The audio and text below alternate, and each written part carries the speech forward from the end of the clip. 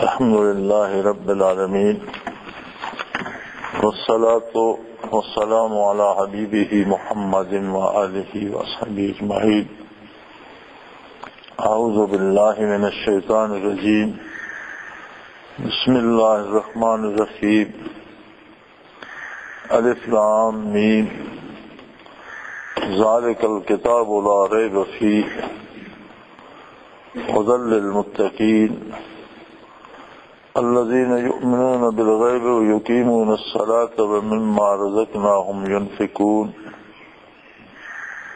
والذين يؤمنون بما أنزل إليك وما أنزل من قبلك وبالآخرة هم يوقنون. اللهم سبحانك لا علم لنا إلا ما علمتنا إنك أنت العليم الحكيم. مولاي صل وسلم دائما أبدا على حبیبک من زانت بہ البصر. پہلا پارہ سورہ بقرہ کی ابتدا ہے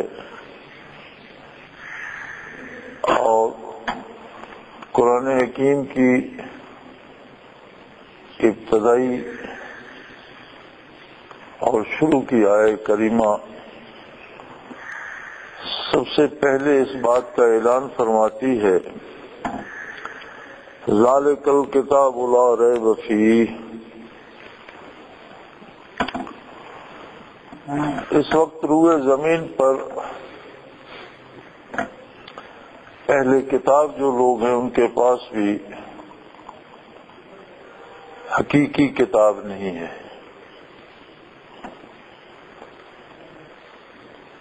بہت بڑی تعداد عیسائیت کی ہے،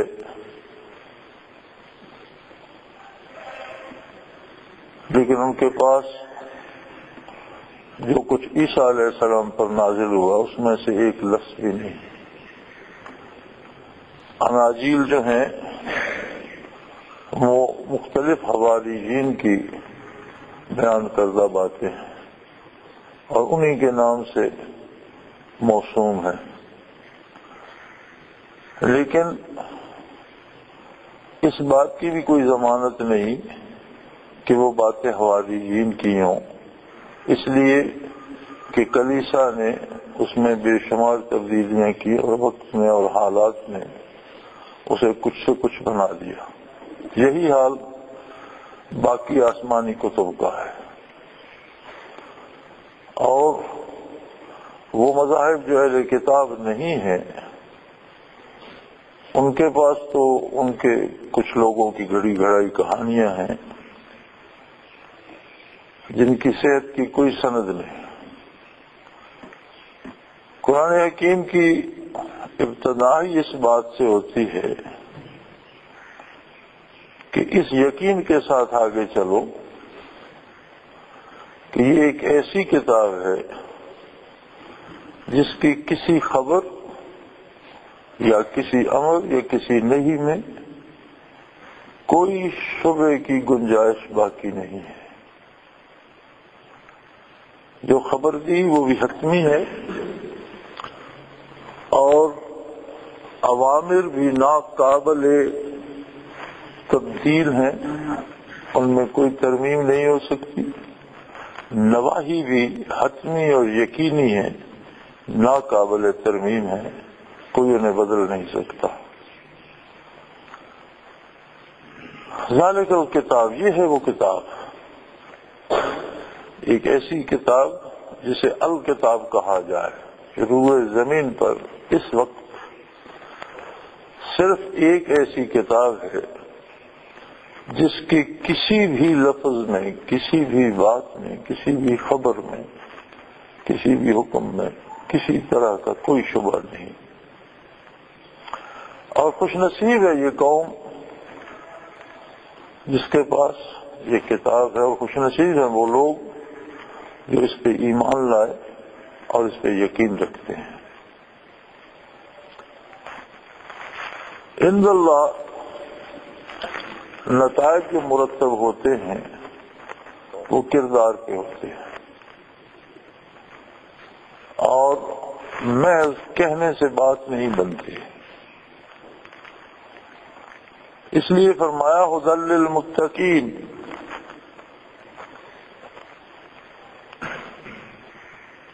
خدا کا معنی عربی میں بہت وسیع ہے،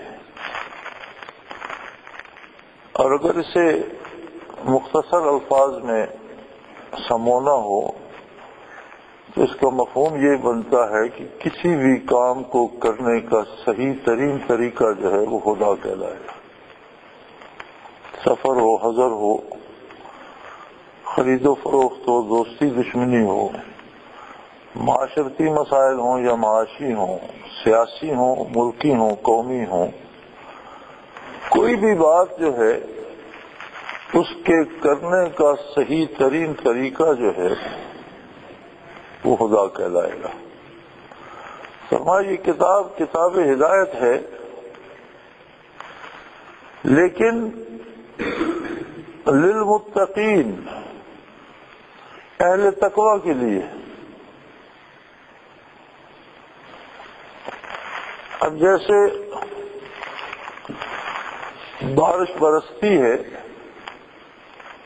ہر ایک پہ برستی ہے، امیر و غریب پہ، خوبصورت جگہ پر بھی اور بدصورت جگہ پر بھی،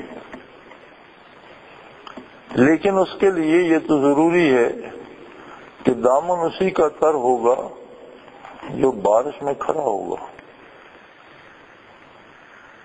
اگر خود کو الگ کر لیتا ہے، کسی مکان میں روپوش ہو جاتا ہے اور پھر کہتا ہے کہ میرا دامن تو گیلا نہیں ہوا، تو قصور بارش کا نہیں ہوگا، اس آدمی کا ہوگا۔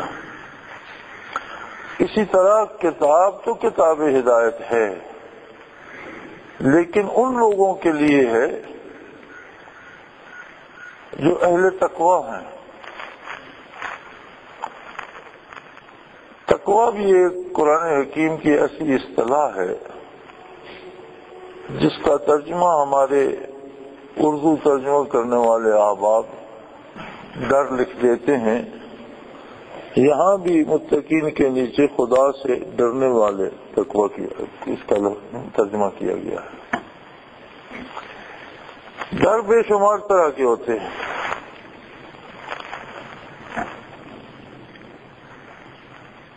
ہم ایذا پہنچانے والی چیزوں سے بھی ڈرتے ہیں، چور سے بھی ڈرتے ہیں، ڈاکو کا ڈر بھی ہوتا ہے، دشمن کا اور جان کا ڈر اور خطرہ ہوتا ہے۔ یہاں ان میں سے کوئی بھی مراد نہیں، اور لفظ ڈر تقوی کے مفہوم کو ادا نہیں کر پاتا۔ تقوی ایک ایسا ڈر ہے جو کسی محبت کرنے والے کو اپنے محبوب کی ناراضگی سے ہوتا ہے۔ ہم والدین سے محبت کرتے ہیں تو کوئی کام کرنے سے پہلے یہ خیال ضرور آتا ہے کہ کہیں والد گرامی ناراض تو نہیں ہوں گے، اس لیے کہ ہمارے دل میں ان کا ایک مقام ہے، ایک عظمت ہے، ہم نہیں چاہتے کہ وہ ہم سے خفا ہوں۔ اگر اس طرح کا تعلق اللہ کریم سے بن جائے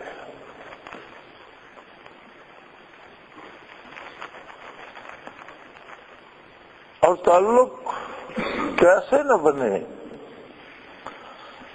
جبکہ ہر روز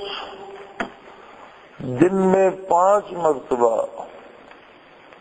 وہ اپنی طرف آواز دے کر بلاتا ہے کہ آؤ میرے پاس آؤ، مجھ سے بات کرو، جو چاہتے ہو مانگو،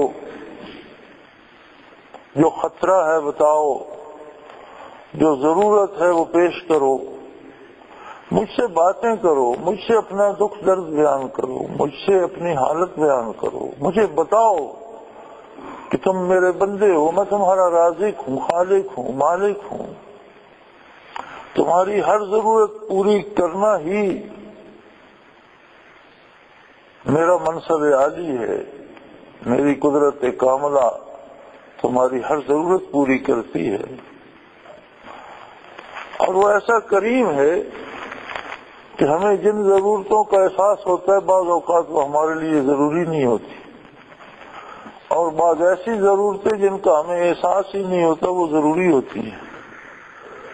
تو ایسا قادر ہے کہ جو ہم نہیں جانتے وہ بھی ضرورت وہ ہماری پوری فرما دیتا ہے۔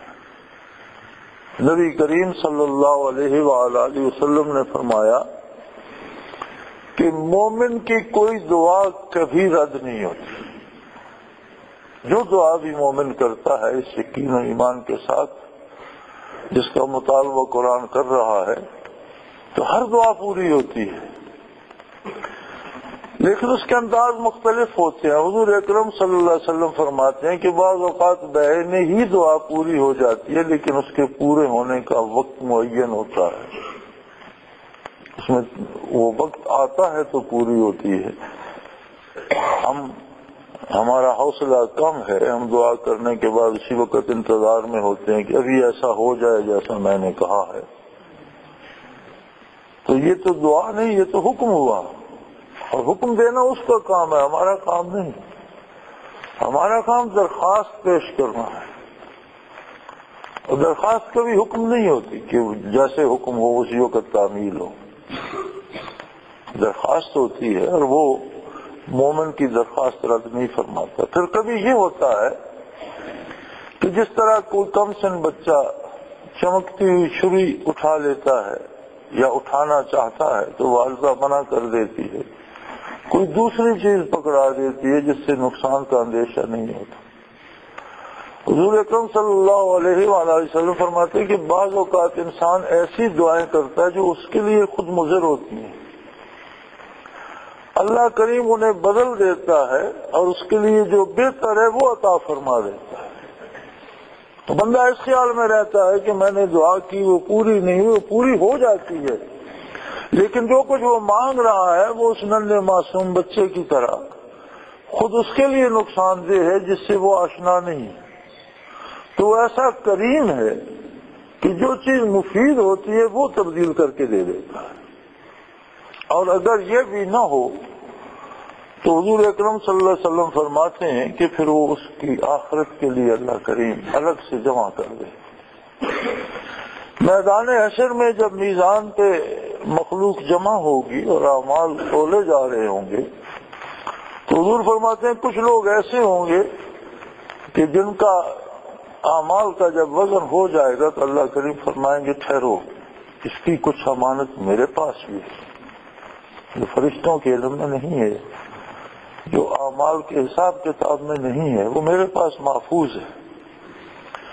تو جو دعائیں جن کا بدلہ دنیا میں نہیں دیا جاتا، جس شخص کی وہ دعائیں محفوظ ہوں گی وہ اسے اس وقت عطا کر دی جائیں گی کہ اس کے نامہ اعمال کی نیکیوں میں رکھ دو۔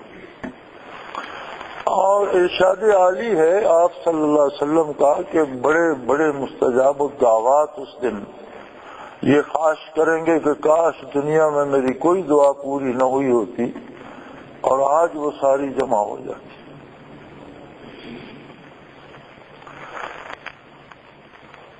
تو اللہ کریم مومن کی ہر خواہش و آرزو کو جانتا ہے، پورا فرماتا ہے، اور یہ رشتہ جب اس کے ساتھ بن جائے، یہ اعتماد جب اس پہ ہو جائے، اعتماد کی صورت یہ ہوتی ہے کہ جیسے موسیٰ علیہ السلام کو حکم ہوا بنی اسرائیل کو لے کر چل نکلیں، وہ رات کو نکل پڑے اور ساری قوم ساتھ تھی۔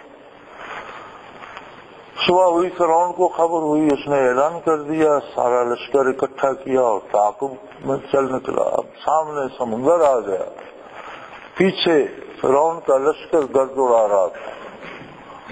تو بنی اسرائیل نے کہا موسیٰ علیہ السلام سے کہ آپ نے ہمیں مروا دیا، اب تو کوئی جائے مفر بھی نہیں کہ سامنے اگر سمندر میں اترتے ہیں تو ڈوب کے مرتے ہیں اور خشکی پہ رہتے ہیں تو فرعون قتل کرتا ہے، تو آپ کی وجہ سے تو ہم ایک ایسی مصیبت میں پھنس گئے جس کا کوئی راستہ بھی نہیں۔ تو انہوں نے بڑے اطمینان سے فرمایا ان معی ربی سیہدین، میرا رب میرے ساتھ ہے، کہ اس کا کام ہے راستہ بنانا.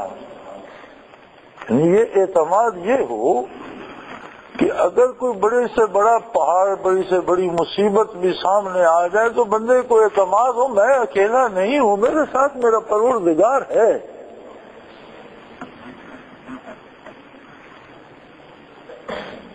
تو تقوی اس کیفیت کو کہتے ہیں. جب یہ حضوری حاصل ہو جائے، جب یہ کیفیت ایک بن جائے. قرآن کریم میں ارشاد ہے وَلِمَنْ خَافَ مَقَامَ رَبِّهِ جَنَّتَانِ.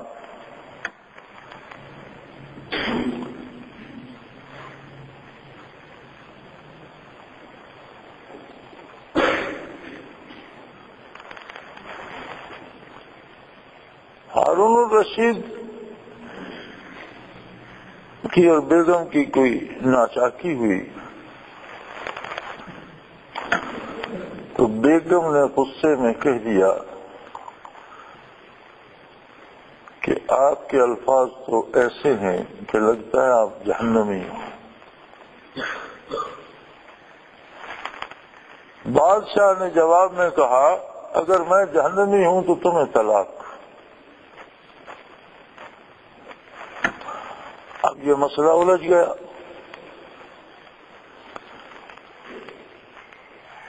کہ طلاق واقع ہوئی یا نہ ہوئی. علماء سے رجوع کیا گیا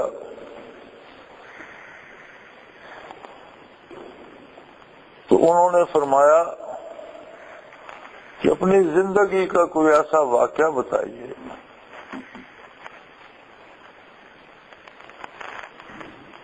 جس پر بات کی جا سکے. تو انہوں نے سوچ کر یہ کہا کہ مجھے ایک خاتون سے بہت لگاؤ ہو گیا تھا. وہ نہ میری کنیز تھی، نہ میری بیوی تھی، نہ مجھ پر حلال تھی. اسے حالات نے مجبور کر دیا، اس نے اپنا آپ مجھے پیش کر دیا، لیکن مجھ پر خوف خدا غالب آ گیا اور میں نے اسے چھیڑا. تو انہوں نے فتویٰ دے دیا کہ طلاق نہیں ہوئی. یہ آپ نے یہ کہاں سے لیا؟ فرمایا وَلِمَنْ خَافَ مَقَامَ رَبِّهِ جَنَّتَانِ. جو اللہ کے سامنے پیشی سے ڈر گیا اس کے لیے 2 جنتیں ہیں، ایک نہیں. لہذا یہ طلاق نہیں ہوئی. اس کیفیت کا پتہ اس وقت چلتا ہے کہ جب کوئی صورت گناہ کی پیش آتی ہے تو تعلق میں اتنی قوت ہو کہ بندے کو احساس ہو جائے کہ یہ صدور ذنب جو ہے یہ اللہ سے ناراضگی پیدا کر دے گا، اور اس ناراضگی سے ڈرتے ہوئے وہ گناہ نہ کرے. یہ تقویٰ ہے. اب اسے مطلق ڈر لکھ دینے سے تو یہ مفہوم ادا نہیں ہوتا، لیکن اردو کا دامن اتنا وسیع نہیں ہے جتنا عربی کا ہے. عربی وہ زبان ہے جسے اللہ نے کلام کے لیے پسند فرمایا. عربی محمد الرسول اللہ صلی اللہ علیہ وسلم کی زبان ہے. عربی اہل جنت کی زبان ہے. تو فرمایا کتاب تو یہ سراسر ہدایت ہے. اور پھر مزے کی بات یہ ہے کہ نزول قرآن کے ساتھ ہی یہ اعلان بھی کر دیا گیا کہ نحن نزلنا الذکر، ہم نے اس کو نازل فرمایا ہے، وَإِنَّا لَهُ لَحَافِظُونَ، اس کی حفاظت کے ذمہ دار بھی ہم ہیں. اور اللہ کی شان دیکھیے کہ نزول قرآن سے لے کر آج تک دنیا کی واحد کتاب ہے جو ایک 7-8 سال کے بچے کو بھی زیر زبر سمیت حفظ ہو جاتی ہے، یاد ہو جاتی ہے، اس کے سینے میں محفوظ ہو جاتی ہے.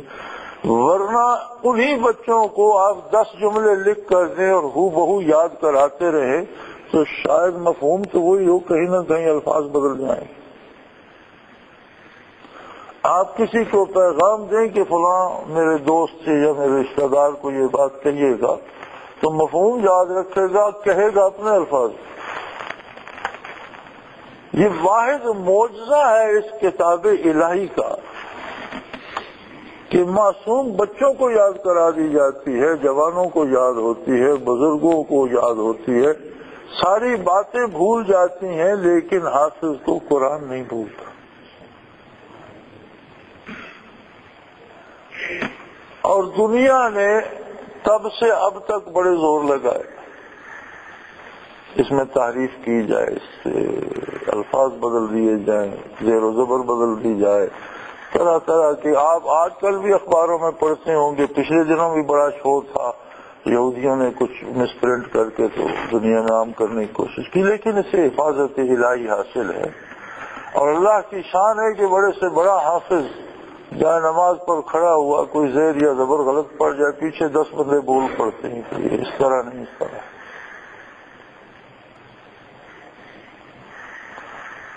تو یہ اللہ کا دوسرا احسان ہے کہ اس عظیم کتاب کی حفاظت کا ذمہ بھی اس نے خود لے لیا۔ ہمارے ذمہ ہوتی تو شاید پہلی قوموں کی طرح ہم بھی اس کی حفاظت نہ کر پاتے۔ ہدی للمتقین، اہل تقوی کو رہنمائی میسر کرتی ہے۔ پھر کون اہل تقوی ہیں، ان کی تعریف بھی رب کریم نے خود فرما دی۔ الذین یؤمنون بالغیب، وہ لوگ جو ان حقائق پہ یقین رکھتے ہیں جو ان کے سامنے نہیں ہیں، ان کے لیے غائب ہے۔ سب سے بڑا غائب خود اللہ جل شانہ کی ذات ہے۔ کیوں مانتے ہیں ہم اللہ کو؟ کہاں دیکھا ہے ہم نے اللہ کو؟ کب ہماری بات ہوئی اللہ سے؟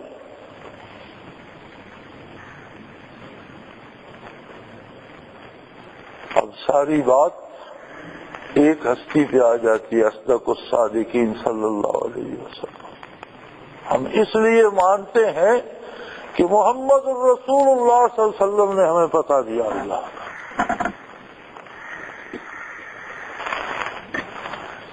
ہر مقدمے میں 2 یا 2 سے زائد گواہ رکھے ہیں اللہ نے، اپنی ذات کے لیے کسی دوسرے گواہ کی ضرورت نہیں ہے۔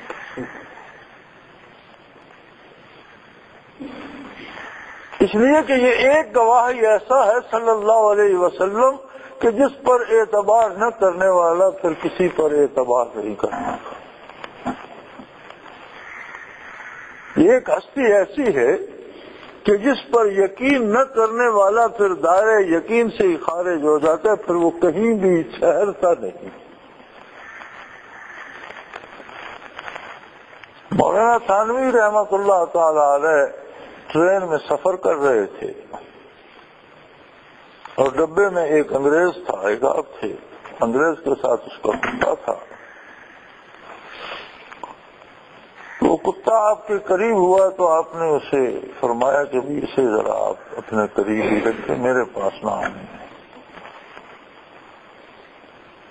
تو اس نے کہا کہ حضرت آپ تو بڑے صغیر کے مسلمانوں کے چوٹی کے رہنماؤں میں سے ہیں، اور کہتے ہیں اسلام محبت کا مذہب ہے، اس کی تلقین بھی کرتے ہیں، دعویٰ بھی کرتے ہیں، اور اللہ کی مخلوق سے محبت ہی محبت ہے، تو یہ بھی اللہ کی مخلوق ہے، اسے آپ پاس نہیں پھٹکنے دیتے۔ آپ نے فرمایا میرا جواب تو جو ہے وہ یہ ہے کہ نبی کریم صلی اللہ علیہ وسلم نے فرمایا یہ نجس ہے، اب ہاتھ لگاؤ تو ہاتھ ناپاک، کپڑے سے لگے گا کپڑا ناپاک، تو میں اپنے نبی کی اطاعت میں کوئی اس پر ظلم نہیں کر رہا، میں اس سے بچنا چاہتا ہوں۔ لیکن یہ جواب شاید تمہاری سمجھ میں نہیں آئے گا، اس لیے کہ تم جب نبی صلی اللہ علیہ وسلم ہی کو نہیں مانتے تو ان کے ارشادات کی اہمیت تمہاری سمجھ میں نہیں آئے گی۔ تمہارے لیے تو جواب یہ مناسب ہے کہ تم جو انگریز ہو تم اسے دوست رکھتے ہو جو اپنی قوم کا دشمن ہو، اور ہم ایسے چیزوں کے قریب نہیں جاتے، ایسے افراد کو ہم اچھا نہیں سمجھتے۔ لیکن یہ جواب آپ نے بعد میں دیا۔ پہلی بات جو کہی وہ یہ تھی کہ نبی کریم صلی اللہ علیہ وسلم نے فرمایا یہ نجس ہے، کہ میرا اصل جواب تو یہ ہے۔ اس لیے فقہا لکھتے ہیں کہ بچے کو جب آپ اللہ کا تصور دیں تو ساتھ اسے یہ بتائیں کہ میں اس اللہ کو رب مانتا ہوں، اس اللہ کو اللہ مانتا ہوں جس کو محمد الرسول اللہ صلی اللہ علیہ وسلم نے جس کے بارے خبر دی، جو حضرت عبداللہ کے گھر مکہ مکرمہ میں پیدا ہوئے اور ہجرت فرما کر مدینہ منورہ جلوہ افروز ہوئے، اس محمد صلی اللہ علیہ وسلم نے جو اللہ کے آخری نبی ہیں، جس اللہ کا پتہ دیا، میں اس اللہ کو مانتا ہوں۔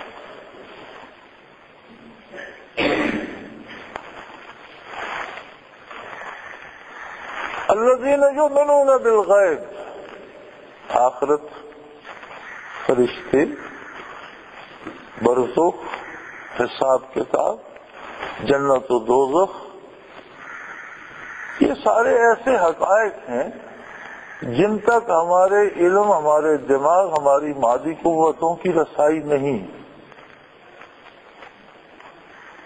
لیکن فرمایا وہ لوگ جو آپ صلی اللہ علیہ وسلم کے بتانے سے ان سب چیزوں پر حتمی یقین رکھتے ہیں، اور اس یقین کا حاصل یہ ہوتا ہے وَيُقِيمُونَ الصَّلَاةَ کہ وہ اللہ کی اطاعت پہ کاربند ہو جاتے ہیں۔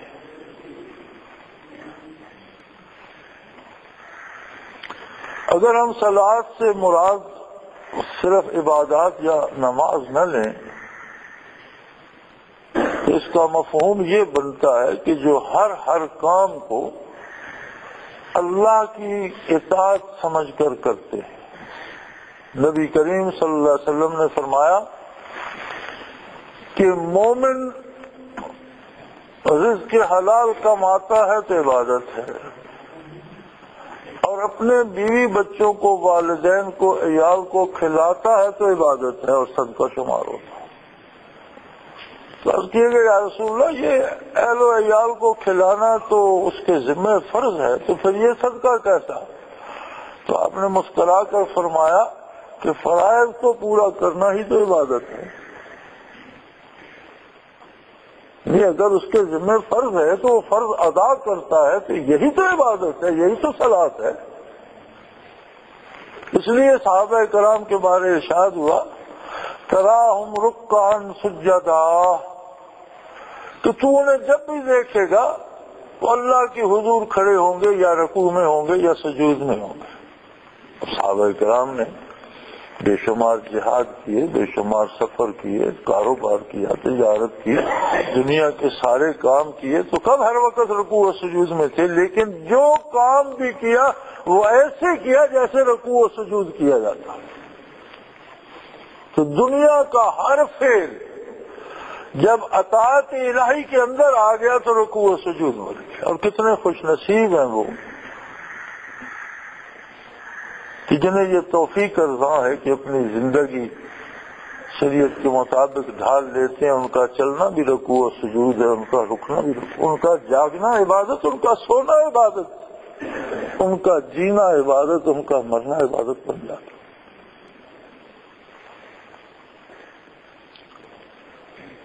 وَمِمَّا رَزَقْنَاهُمْ يُنْفِقُونَ، انفاق ہوتا ہے کہ جس چیز پہ اللہ کریم عارضی اختیار دے دے، وہ دولت ہو، علم ہو، طاقت ہو، اقتدار ہو یا جسمانی طاقت ہو، جو چیز بھی پاس ہو اسے حدود شرعی کے اندر خرچ کیا جائے، یہ انفاق ہوتا ہے۔ خرچ کرتے ہیں لیکن اللہ کے حکم کے مطابق کرتے ہیں۔ یقیمون الصلاۃ، صلاۃ کو قائم رکھتے ہیں۔ ادا کرنا اور بات ہے، قیام صلاۃ اور بات ہے۔ یہ وہ خوش نصیب ہے جو دوسروں کو بھی اللہ کی اطاعت پہ کاربند کرنے کا سبب بن جاتے ہیں۔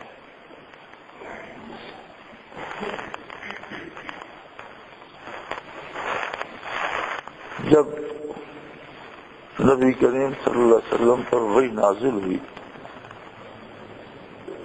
تو اس بورے آسمان کو یاد ہے کہ روئے زمین پر ایک ہستی تھی، محمد الرسول اللہ صلی اللہ علیہ وسلم، جو اللہ پر ایمان لائے۔ صرف حضور تھے جو اللہ کو جانتے تھے، اور روئے زمین کی ساری آبادی بے خبر تھی۔ پھر 1 سے 2 ہوئے۔ مردوں میں سب سے پہلے لبیک کہنے والے ابو بکر صدیق رضی اللہ تعالیٰ، خواتین میں یہ شرط حضرت خدیجہ الکبریٰ رضی اللہ عنہا کے حصے میں 1 سے 3، 3 سے 4۔ اب وہ زمانہ ایسا تھا کہ چند افراد ایمان لائے اور روئے زمین کا کفر اٹھ کر مقابلے پر کھڑا ہو گیا۔ دنیا کفر کو شکوہ یہ نہیں تھا کہ یہ نیا مذہب کیوں آیا۔ مکہ مکرمہ ایک ایسی جگہ تھی جہاں غالباً کم و بیش دنیا کے سارے مذاہب پائے جاتے تھے، اور اس کی وجہ یہ تھی کہ تجارتی مرکز بھی تھا، اس عہد کے لوگوں کا عہد جاہلیت میں عبادت کا مرکز بھی تھا، اور عرب روئے زمین پر پھرتے تھے۔ چین تک اور ہندوستان تک ان کی تجارت پھیلی ہوئی تھی، اسی طرح مغرب میں اسپانیہ تک اور یورپ تک ان کی تجارتیں پھیلی ہوئی تھی۔ تو جہاں کوئی پہنچا وہاں کے رواجات اور وہاں کے نظریات لے آیا۔ اس لیے مکہ مکرمہ میں ایسے لوگ تھے جو سورج کو پوجتے تھے، ایسے تھے جو جنوں کی عبادت کرتے تھے، ایسے تھے جو مختلف بتوں کو پوجتے تھے، ایسے تھے جو ستاروں کی پوجا کرتے تھے، ایسے تھے جو فرشتوں کو خدا کی بیٹیاں بنا کر ان کی عبادت کرتے تھے۔ تو جب اتنے بے شمار مذاہب، متعدد مذاہب ایک شہر میں پہلو بپہلو جی رہے ہیں، تو اسلام آ گیا تو کیا تماشا ہو گیا کہ ایک مذہب آ گیا، تو پھر کیا اس میں کیا فرق پڑا؟ فرق یہ تھا کہ وہ سارے مذاہب اپنی اپنی روش پہ کاربند تھے، برائی کو برائی اور غلط کو غلط نہیں کہتے تھے۔ اسلام نے جہاں حق کو حق کہا وہاں باطل کو باطل بھی ڈٹ کر کہا،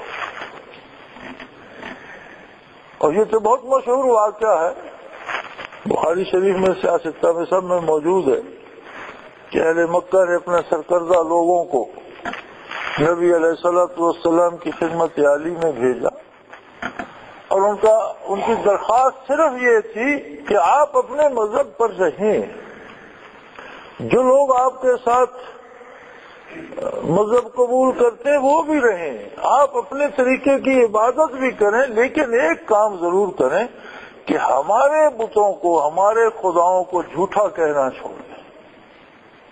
پہلے بھی تو بے شمار مذاہب ہے، ہر کوئی اپنا اپنا کرتا ہے، آپ اپنے مذہب کی بات کریں، ہمارے کو غلط کہنے کی ضرورت کیا ہے؟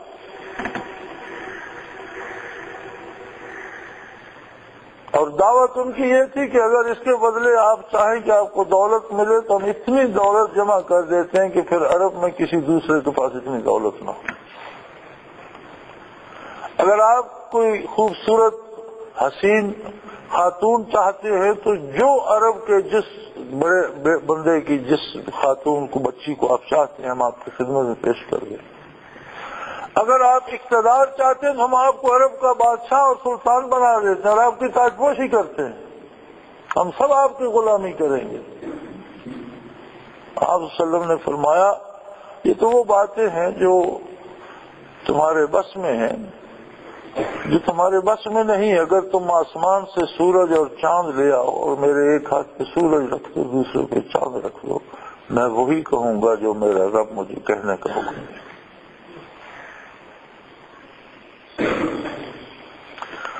تو جہاں حق پر عمل ضروری ہے وہاں ابطال باطل بھی اتنا ہی ضروری ہے۔ اسلام کی خصوصیت یہ ہے کہ یہ حق کو حق کہتا ہے، مانتا ہے، منواتا ہے، ساتھ باطل کو رد بھی کرتا ہے، اور پورے جوش اور پوری قوت سے کرتا ہے، سمجھوتا نہیں کرتا۔ تو وہ لوگ جب انہیں ایمان و یقین نصیب ہوتا ہے تو جو ان کے دائرے اختیار میں ہے اسے اس طرح کام میں لاتے ہیں جس سے مزید اللہ کی رضامندی حاصل ہو۔ والذین یؤمنون بما انزل الیک، جو کچھ آپ پر نازل ہوتا ہے اس پر یقین کامل رکھیں۔ وما انزل من قبلک، جو آپ سے پہلے آسمانی کتب نازل ہوئی ان کا انکار نہیں کرتے، ان پر یقین رکھتے ہیں کہ جو کچھ اللہ نے فرمایا وہ سچ، لیکن عمل اس پر ہوگا جو محمد رسول اللہ نے فرمایا، چونکہ آپ آخری نبی ہیں اور ساری کائنات کے لیے نبی ہیں۔ پہلی کتابوں میں دیکھیں، کتاب میں دو چیزیں ہوتی ہیں، ایک ہوتی ہے خبر اور ایک ہوتی ہے اوامر و نہی، احکام۔ خبر ناقابل تبدیل ہوتی ہے۔ آدم علیہ السلام نے خبر دی لا الہ الا اللہ آدم صفی اللہ، تب سے لے کر آقا نامدار تک ہر نبی ہر رسول نے یہ خبر دی لا الہ الا اللہ، اس میں تبدیلی نہیں ہے، کیونکہ خبر اگر بدل جائے تو دونوں خبریں سچ نہیں ہوتی، خبر بدل جائے تو ایک سچی ہوتی ہے غلط ہوتی ہے۔ تو پہلی کتابوں میں بھی جو اخبار تھی وہی خبریں قرآن مجید میں بھی، کسی خبر میں تبدیلی نہیں ہوئی، اللہ کے بارے، آخرت کے بارے، حساب کتاب کے بارے، جنت و دوزخ کے بارے، ذات و صفات الہی کے بارے، جو بھی خبر دی گئی خبر تبدیل نہیں ہوئی۔ احکام وقت کے ساتھ بدلتے ہیں، پہلی شریعتوں میں اور احکام تھے، پھر دوسری میں کچھ اور تھے، تیسری میں کچھ چیزیں منع تھیں، کچھ حلال تھیں، عبادت کا طریقہ اور تھا، اوقات صلاۃ اور تھے، تعداد اور تھی صلاۃ کی، روزے کا طریقہ اور تھا، ہر ایک کا اپنا کرینہ تھا۔ لیکن جب آقا نامدار صلی اللہ علیہ وسلم مبعوث ہوئے تو آپ کائنات کے لیے مبعوث ہوئے اور ہمیشہ کے لیے مبعوث ہوئے، لہذا قرآن میں جو احکام بھی نازل ہوئے نزول کے بعد یہ بھی ناقابل تبدیل ہو گئے۔ اب قرآن کی نہ خبر میں تبدیلی ہے اور نہ حکم میں تبدیلی ہو سکتی، پہلے احکام بدل گئے۔ تو احکام الہی کے مطابق اپنی قوتوں کو صرف کرنا انفاق کہلاتا ہے۔ پھر وہ لوگ جو کچھ آپ پر نازل ہوا اور آپ سے پہلے نازل ہوا اس سے حق سمجھتے ہیں، اور یہاں پھر دوہرایا، اگرچہ یہ بات ایمان بالغیب میں شامل ہے لیکن اسے الگ سے دوہرایا، وبالآخرۃ ہم یوقنون۔ احتساب کا ڈر کردار کی اصلاح کے لیے رکن اول ہوتا ہے۔ اب یہ قیامت ایمان بالغیب میں شامل ہے، لیکن پھر الگ سے ذکر کیا کہ وبالآخرۃ ہم یوقنون، اور جنہیں آخرت پر یقین کامل ہے، جنہیں پتہ ہے کہ مجھے اللہ کے روبرو کھڑا ہونا ہے، میرے اعمال کی باز پرس ہوگی، میرا کردار دیکھا جائے گا، مجھ سے پوچھا جائے گا کہ میری نعمتیں تجھ پر کتنی تھی اور تو نے بدلے میں کیا شکر ادا کیا۔ لینے کو تجھے ہر چیز لینی تھی اور دینے کو صرف یہ دینا تھا کہ اے اللہ تیرا احسان ہے، تو نے مجھ پر یہ نعمت عطا کی، مجھے یہ بخش دیا، تو اس سے اتنا بھی نہ ہو سکا۔ آج کی ہماری حالت، عمومی حالت امت مرحومہ کی یہ ہے کہ اطاعت الہی ہم پر بوجھ اور کافرانہ تہذیبوں کے ہم اسیر اور فدا۔ اور حیرت اس بات پہ ہوتی ہے کہ ہم میں سے ہر ایک کو شکوہ یہ ہوتا ہے کہ اللہ ہم پہ وہ رحمت نازل نہیں کرتا جو صحابہ کرام پہ کرتا۔ ہم یہ نہیں دیکھتے کہ وہ کیا لوگ تھے اور ہم کیا ہیں۔ مکہ مکرمہ میں جس دن صحابہ کرام کی تعداد 40 ہو گئی، 40واں بندہ ایمان لایا، حضور دار ارقم میں جلوہ افروز تھے، تو صحابہ نے عرض کی کہ یا رسول اللہ صلی اللہ علیہ وسلم ہم 40 ہو گئے ہیں، اور بت کعبے میں رکھے رہے، بت پرست کعبے میں عبادت کرے اور اللہ کا نبی کعبے میں نہ جائے، جبکہ ہم 40 ہیں، آج ہم کعبے میں جائیں گے۔